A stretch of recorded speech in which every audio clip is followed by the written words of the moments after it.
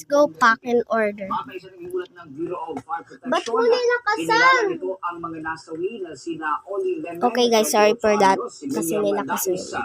At Gregorio, 37 anyos, si Arden Lemon. Sabi ko, unti lang. Pero okay na yan. Okay, let's go pack and order. Don't mind that guys kasi biglang nilakasan yung ni mama yung volume. So, let's start. Management Office na nakapagtala ito ng 38 na sugatan at 30 dito ay mga minor de edad at o minor na sugat lamang. Hindi pa matukoy ng mga investigador ang naging sanhinga ng sulog na nagsimula super shiny. So, yan, order niya. So, this is my best friend's order. So, yan lang. 5 pieces lang. And freebies na tayo. Isang residential house na ay nawasak habang 15 ang halos mga itong istruktura ang bahagya na nasira. Pansamantala naman, isinara ang mga linya ng kuryente at mga kalsada patungo sa lugar na pinangyarihan ng naturang pagsabog. Tinatayan nasa 62.5 million pesos ang naging pinsala sa mga ari-arian ito. So, 4 pieces pala yung in-order niya, guys. Kasi gagamit ako ng isa. So, sorry, best. Na ibigay ang lahat ng kinakailangan ng tulong at suporta sa mga apektadong individual at pamilya.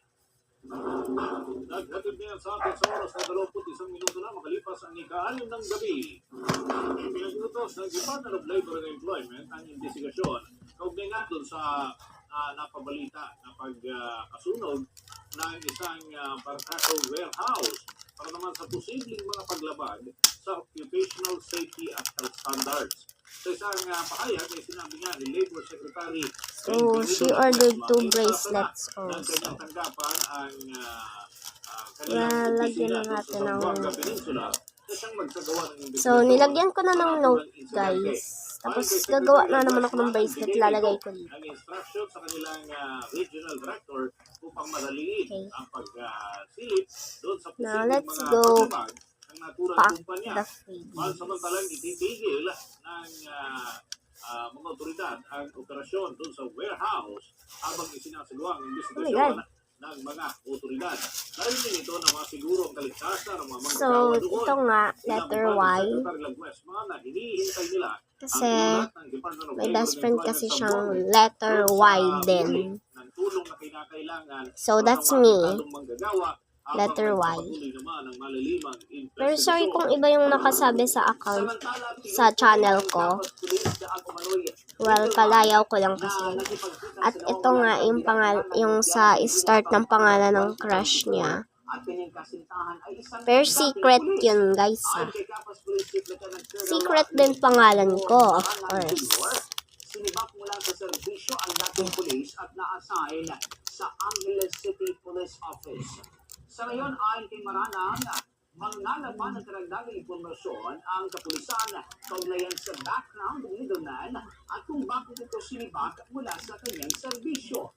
Ayon pa kay Lieutenant Colonel Maranang, hindi pa nila nakakausap ang dating pulis at ang kanyang abogado lamang ang kanilang nakausap. Una naman napaulat na nakipagkita ang mutya ng Pilipinas sa 2024 candidate. That's it. Si Geneva Lopez. So, hindi ko na siya ipapack, guys. Kasi fake order lang naman yun. Okay. So guys, tatabi ko na to.